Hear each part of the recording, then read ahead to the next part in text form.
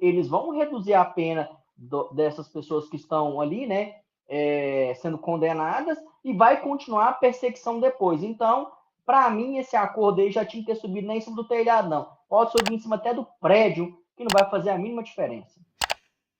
O acordo costurado pelos três poderes. É muito interessante, um ex-presidente, um ex-vice-presidente, acusado pela esquerda de ser golpista, que nomeou Alexandre de Moraes como a ministro da Suprema Corte, que costura acordo com os três poderes, e esse acordo com os três poderes transforma o Brasil em uma nação cujo o poder é o da nata, a superfície, aquela casta que tem o poder na mão.